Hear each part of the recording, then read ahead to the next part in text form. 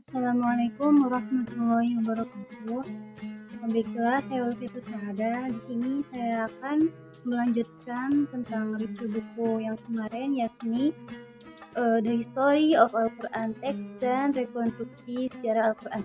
Baik, di sini saya akan mulai dengan buku The History of Al-Quran Text, yakni pada bab 7 dan bab 8. Dimulai dengan sikap Utsman terhadap bacaan.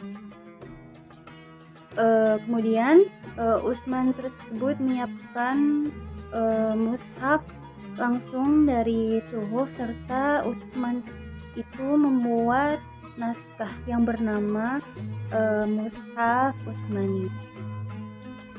Lalu sikap Utsman terhadap persamarataan bacaan itu sangat ditanggapi sekali. Utsman langsung membuat dan mengirimkan ke beberapa daerah dan mengirimkan pengajar untuk menyamaratakan bacaan Al-Quran. Kemudian tanda pemisah antara surat dan ayat. Jadi untuk memudahkan kita membaca Al-Quran, baik berhenti ataupun melanjutkan, ayat tersebut itu memerlukan alat bantu bacaan, yaitu pemisah baik surat maupun ayat. Kemudian lanjut ke buku yang kedua, yaitu Rekonstruksi Sejarah Al-Quran. Pada waktu ini akan membahas dua bab, yaitu bab 6 dan bab 7. Dimulai dengan bab 6, yaitu Kodifikasi Utsman. Kodifikasi Utsman tersebut terbagi menjadi beberapa poin, yaitu pengumpulan Zaid bin Sabit, penyebaran mushaf Utsmani, dan karakteristik mushaf Utsmani.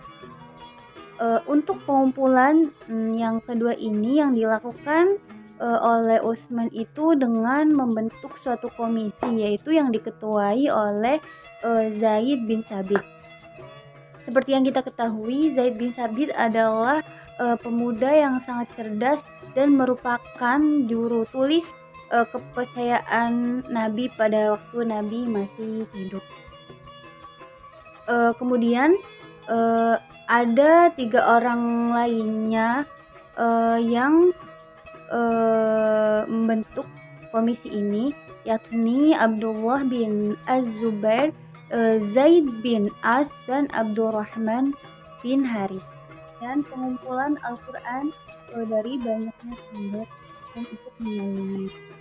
Adanya komisi ini dibentuk itu dengan cara mengumpulkan dan menyalinnya, kemudian disebarkan ke beberapa kota besar. Lalu diantaranya ada 4 beberapa mushaf yang disebar, yaitu yang pertama itu disimpan di Madinah. Kemudian mushaf yang kedua itu dikirimkan ke kota Damaskus, Basrah, dan kota Kufah. Lalu berbagai mushaf lainnya itu dimusnahkan dengan cara membakarnya. Ini semua adalah perintah langsung dari Khalifah Utsman bin Affan agar tidak ada perselisihan lagi, yang pada saat itu bertujuan untuk menyamaratakan teks Al-Quran. Selanjutnya adalah karakteristik mushaf Utsmani. Mushaf Utsmani ini dalam penyusunan surat yaitu bersifat ijtihadi. Lalu prinsip mushaf Utsmani ada beberapa diantaranya yaitu menempatkan surat dari yang panjang ke surat yang pendek. Lalu jumlah surat di dalam mushaf ini itu ada 114. Surat-surat ini dalam sejarah Islam itu dirujuk dengan nama-nama yang beragam.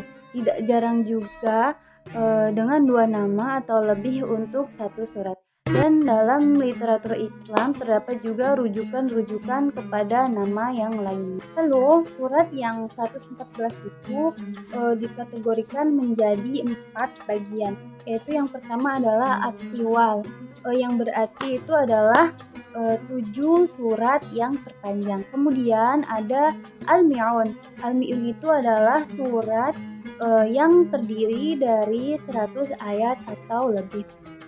Lalu Al-Masani. Al-Masani itu adalah surat yang kurang dari 100 ayat. Kemudian yang terakhir adalah Al-Mufassal. Al-Mufassal ini adalah surat-surat yang pendek. Seperti yang kita ketahui, yang pendek itu ada di juz 30. Kemudian bab yang selanjutnya adalah otoritas dan integritas mushaf.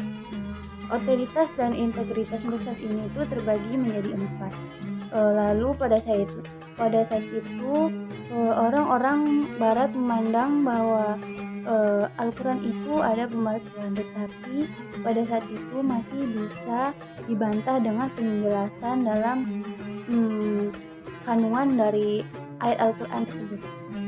Baiklah, mungkin cukup sekian dari saya. Kurang dan kurangnya saya mohon maaf. Wabillahi taufiq wal hidayah. Wassalamualaikum warahmatullahi wabarakatuh.